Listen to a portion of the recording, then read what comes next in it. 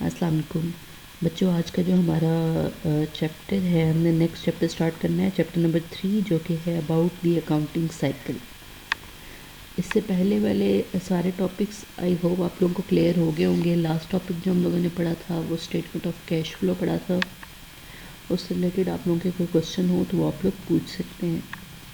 हम लोग next chapter start करने लगे हैं और वो है दी अकाउंटिंग साइकिल।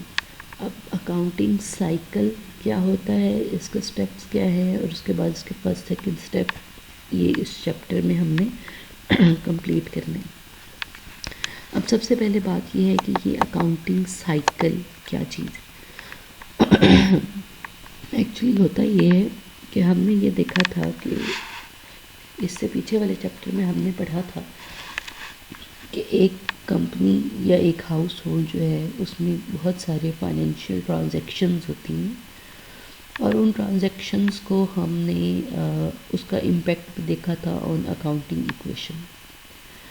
तो सपोज़ 2021 स्टार्ट हुए तो बहुत सारी कंपनीज जो हैं 1 जनवरी से अपनी जो भी ट्रांजैक्शंस होती हैं उनको लिस्ट डाउन करना शुरू करती हैं। 1 जनवरी से ट्रांजैक्शंस को लिस्ट डाउन करने से लेकर 31 दिसंबर 2021 तक कंपनीज उस इंफॉर्मेशन पे जो उसने लिस्ट डाउन करनी स्टार्ट की थी उस पर बहुत सारे स्टेप्स परफॉर्म करेंगी और उस डाटा को एनालाइज करेंगी, अरेंज करेंगी और उससे एट द एंड 31 दिसंबर तक फाइनेंशियल स्टेटमेंट्स बनाएगी।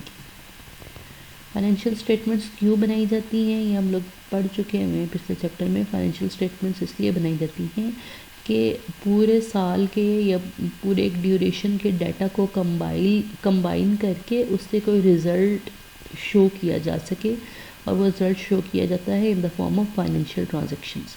तो कहने का मतलब ये है कि 1 जनवरी से लेके 31 दिसंबर तक जो भी इवेंट्स होते हैं, जो भी फाइनेंशियल ट्रांजैक्शंस होती हैं, उनको रिकॉर्ड करके एनालाइज करके उससे फाइनल फाइनेंशियल स्टेटमेंट्स प्रिपेयर करना, ये अकाउंटिंग साइकिल कहलाता है, जो 31 दिसंबर पे कंक्लूड हो जाता है और अगले 1 जनवरी से एक न्यू अकाउंटिंग साइकिल शुरू होता है।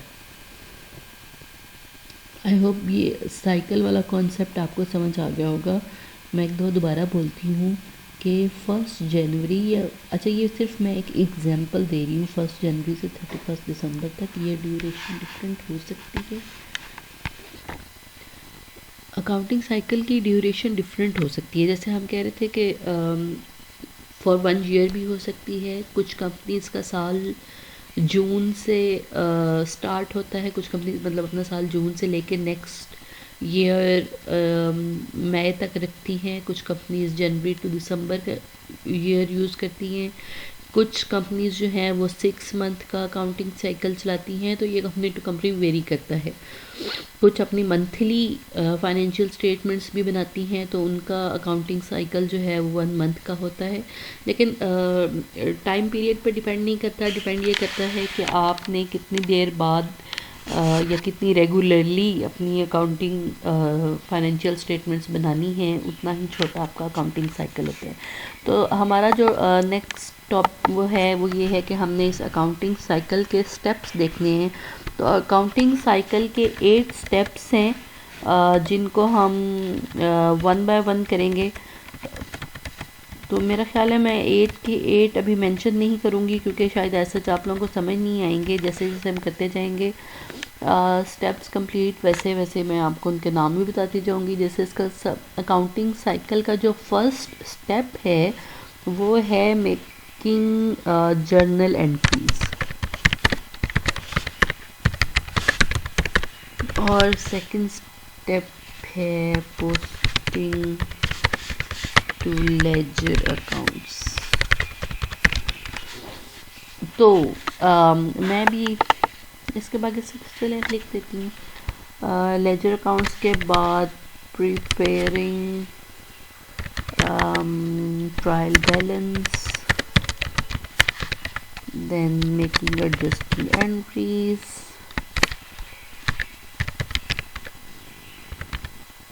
adjusting entries, post adjusted trial balance,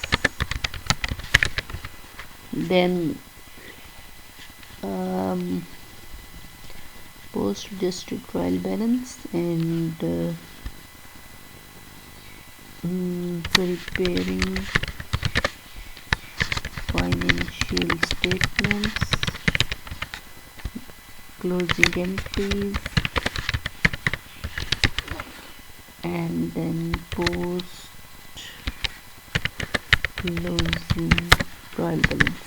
So these are the 8 steps of the accounting cycle, जिनको हम वन बाय वन करेंगे, लेकिन इस चैप्टर में हम ये फर्स्ट 2 स्टेप्स जो हैं इनको देखेंगे कि जर्नल एंट्रीज़ क्या होती हैं और जर्नल एंट्रीज से हम लेजर अकाउंट्स कैसे बनाते हैं।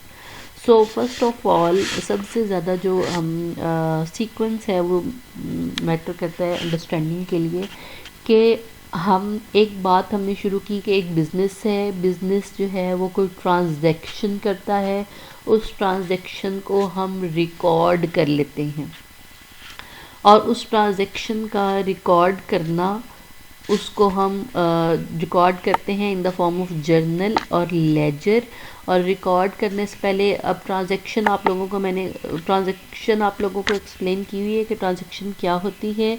उसमें एक ट्रांजैक्शन में 2 चीज़ों में चेंज कैसे आता है, एक चीज़ इंक्रीज़ हो रही हो तो दूसरी पे क्या इम्पैक्ट आता है, ये चीज़ें आप लोगों ने पहले से की हुई हैं। जैसे सपोज़ मैं एक एग्जांपल देती हूँ कि एक ट्रांजैक्शन है, transaction number 1, suppose first transaction है कि the company purchased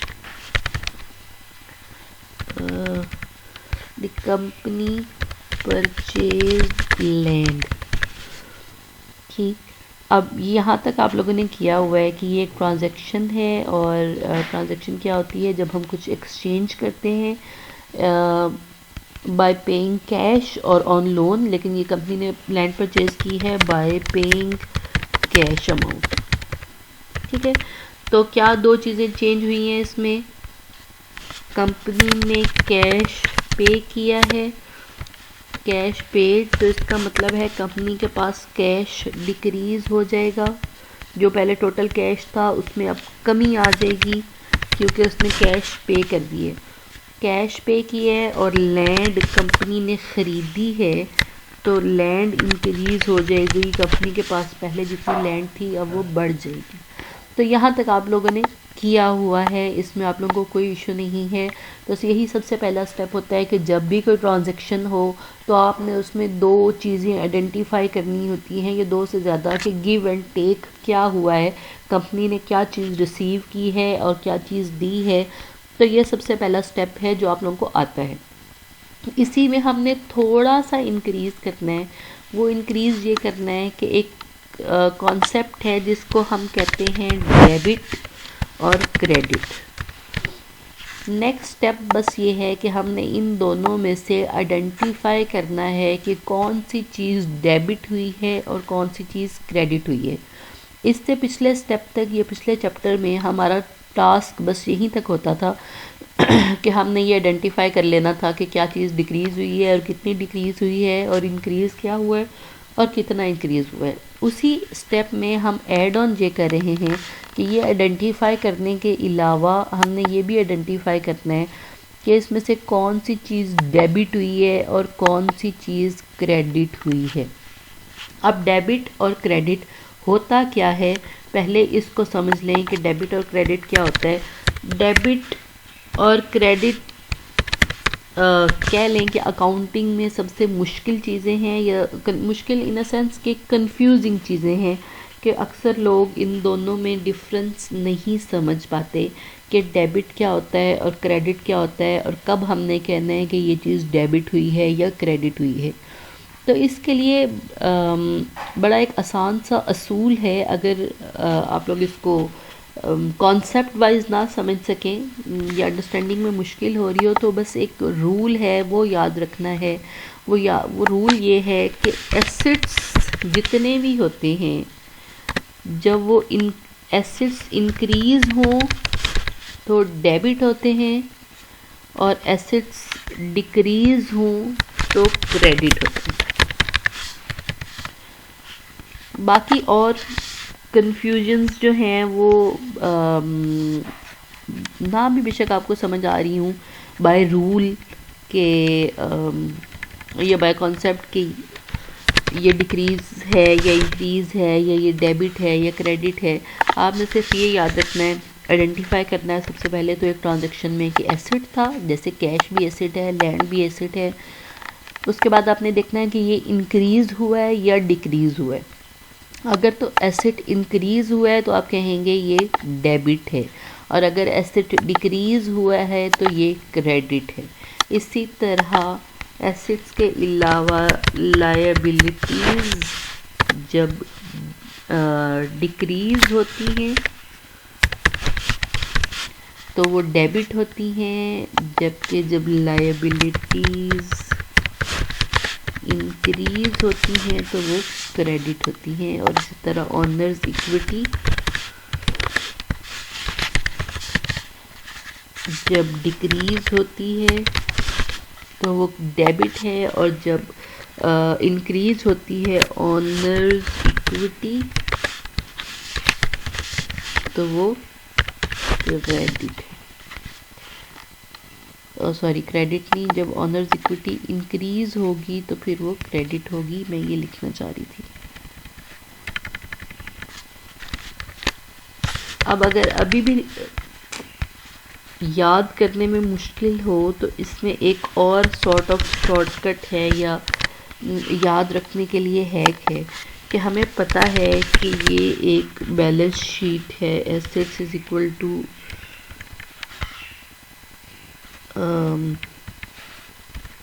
liabilities plus owner equity.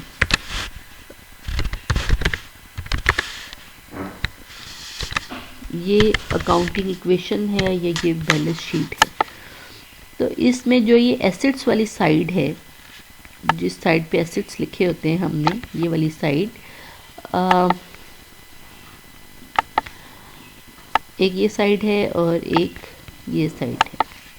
Assets वाली साइड हमेशा इंक्रीज होगी तो डेबिट होगी, एसेट्स वाली साइड जब इंक्रीज होगी तो वो डेबिट होगी, और जब डिक्रीज होगी तो क्रेडिट होगी। जबकि जो ये वाली साइड है, ऑनर्स इक्विटी एंड लायबिलिटीज़ वाली साइड, ये एसेट्स वाली साइड के ऑपोजिट है, क्योंकि ये इक्वेशन की दूसरी साइड पे है। तो जब ये इंक्रीज होगी साइड तो क्रेडिट होगी, और जब डिक्रीज होगी तो डेबिट होगी। तो यहाँ से आप लोग देख सकते हैं कि जब एसेट्स इंक्रीज होते हैं वो डेबिट होते हैं, लेकिन जब लायबिलिटीज़ और ऑनर्स इक्विटी में से कोई चीज़ इंक्रीज होती है तो वो क्रेडिट होती है। इसी तरह एसेट्स डिक्रीज होते हैं तो वो क्रेडिट होते हैं, लेकिन जब लायबिलिटीज़ या ऑनर्स इक्विटी में से कोई चीज़ डिक्रीज होती है तो वो डेबिट कहलाती है। अब हर फाइनेंशियल ट्रांजैक्शन में एक चीज़ अगर डेबिट हो रही है तो इट्स मस्ट के दूसरी चीज़ क्रेडिट होगी। In every financial transaction there should be an equal amount of debit and credit. Equal amount of debit and credit हर फाइनेंशियल ट्रांजैक्शन में। ओके, अब हमने ये लिखा कि the company purchase land by paying cash amount. इस financial transaction में दो चेंजेस आई, कंपनी ने कैश पे किया और कंपनी ने लैंड परचेज की। अब कैश पे किया है तो कैश हो जाएगा डिक्रीज। कैश हमारा एसेट है, एसेट डिक्रीज हुआ है तो क्या होगा, वो क्रेडिट। तो हम इस कैश जो डिक्रीज हुआ है उसके सामने लिख देंगे क्रेडिट, और जो लैंड है वो इंक्रीज़ हुई है।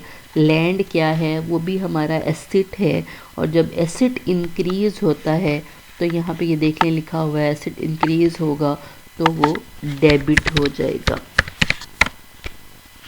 और इसकी अमाउंट्स इक्वल ही होंगी, जितने की हमने लैंड परचेज़ की है उतनी ही कैश पे करेंगे। लेकिन अभी इस फाइनेंशियल ट्रांजैक्शन में कोई अमाउंट मैंने नहीं लिखी थी, लिहाजा इस डेबिट क्रेडिट वाली एंट्री में भी मैंने कोई अमाउंट नहीं लिखी। अभी मैं सिर्फ आप लोगों को डेबिट और क्रेडिट समझाने की कोशिश कर रही हूँ। डेबिट और क्रेडिट को समझने के लिए ये रूल आप लोगों ने याद करना है। ये जो एक हैक कह ले मैंने आप लोगों को बताया है कि अगर एसेट है और वो इंक्रीज़ हो रहा है तो दैट मीन्स डेबिट होगा, और अगर लाइबिलिटीज़ एंड ऑनर्स इक्विटी में से कुछ भी इंक्रीज़ हो रहा है तो वो क्रेडिट होगा। ठीक है, तो आज की लेक्चर में हमने अभी तक सिर्फ ये बात की है कि अकाउंटिंग साइकिल क्या होता है। अकाउंटिंग साइकिल ये होता है कि एक कंपनी एक ड्यूरेशन के लिए अपनी जब भी ये ट्रांजैक्शंस होती हैं उनको रिकॉर्ड करती जाती है, और आफ्टर 1 मंथ, आफ्टर 6 मंथ और आफ्टर 1 ईयर वो अपनी फाइनेंशियल स्टेटमेंट्स बनाती है।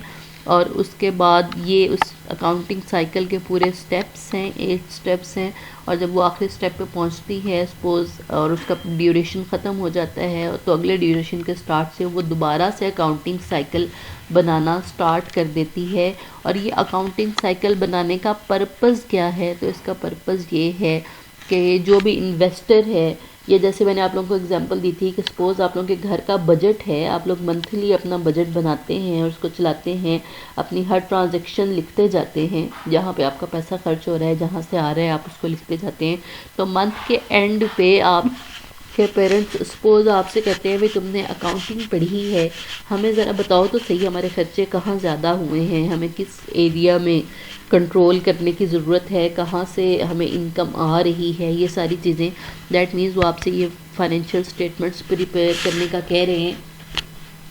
तो आप उनको अगर महीने के एंड पे ये बना के रिज़ल्ट देते हैं कि ये पूरे मंथ में हमारे एक्सपेंसेस थे, या यहाँ से इनकम आई, या जो भी आप इसको कह लें, या ये हमारी आज की फाइनेंशियल कंडीशन है, या ये हमारी बैलेंस शीट है, तो अगले मंथ से फिर वो आप दोबारा से बनाना शुरू करते हैं। तो पिछले मंथ में आपने पूरा अकाउंटिंग साइकिल कंप्लीट किया है, जहाँ एंड पे आपने अपने पेरेंट्स को एक रिज़ल्ट दिया है कि ये हमारी आज की बैलेंस शीट है, हमारे पास अभी इतने एसेट्स हैं, इतनी हम पे उधार हैं, ये कुछ हमारा अपना है।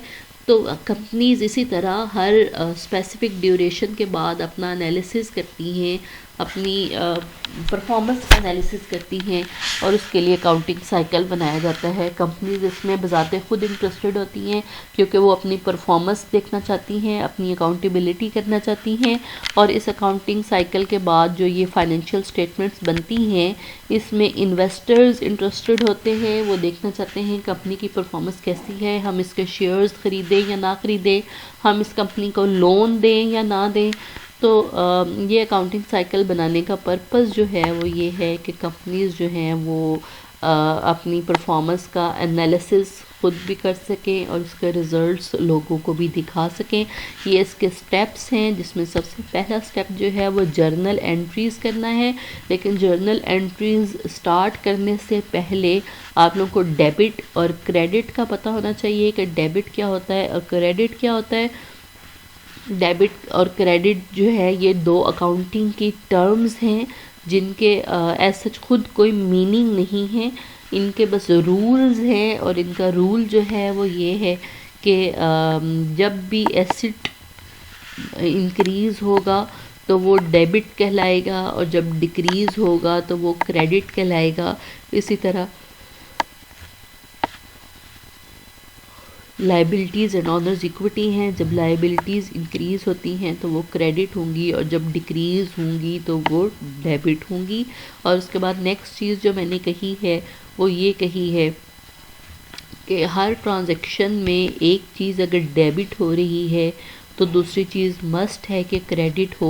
हर फाइनेंशियल ट्रांजैक्शन में डेबिट और क्रेडिट जो है उनकी अमाउंट इक्वल होनी चाहिए। और ये हमने एक फाइनेंशियल ट्रांजैक्शन लिखी थी, the company purchase land by paying cash amount. तो हमने इसमें देखा कि कैश पे किया था तो कंपनी के पास अपना कैश कम हो गया। सपोज़ मेरे पास 10,000 था और उसमें से 5,000 मैंने लैंड परचेज़ 5,000 की मैंने लैंड परचेज़ की, तो 5,000 मैंने दे दिए। अब वो दे दिए हैं तो मेरे पास बाकी 5,000 बच गए हैं, लिहाजा मेरा कैश डिक्रीज़ हो गया है। और जब एसेट डिक्रीज़ हो जाता है तो वो क्रेडिट होता है। और लैंड परचेज़ कर ली है, अब लैंड कंपनी के पास आ गई है, ये कंपनी के नेम हो गई है, तो वो लैंड इंक्रीज़ हो गई है। लैंड एक एसेट है और एसेट इंक्रीज़ होता है तो वो डेबिट कहलाता है। तो ये क्रेडिट और डेबिट के रूल्स आप लोगों ने याद कर लेने हैं। अगर आप लोगों को ये याद हो गए तो दैट मीन्स आपको अकाउंटिंग में कभी कहीं कोई मुश्किल नहीं आएगी। तो आज का आप लोगों का टास्क जो है वो सिर्फ ये है कि आप लोग ये रूल याद करें कि डेबिट कब होता है और क्रेडिट कब होता है, कौन सी चीज़ इंक्रीज़ होगी तो डेबिट कहलाएगी और कौन सी चीज़ डिक्रीज़ होगी तो क्रेडिट कहलाएगी। और अगर आप लोगों को ये समझ आ गया है डेबिट एंड क्रेडिट का, तो ये भी आपने ज़रूर कमेंट करके बताना है कि हमें समझ आ गई है। और अगर नहीं समझ आया तो आप मुझे ये भी बताएंगे कि समझ नहीं आया, ताकि मैं इसको किसी और तरीके से एक्सप्लेन करने की कोशिश करूँ। आज के लिए इतना काफ़ी है। Thank you so much. अल्लाह हाफ़िज़।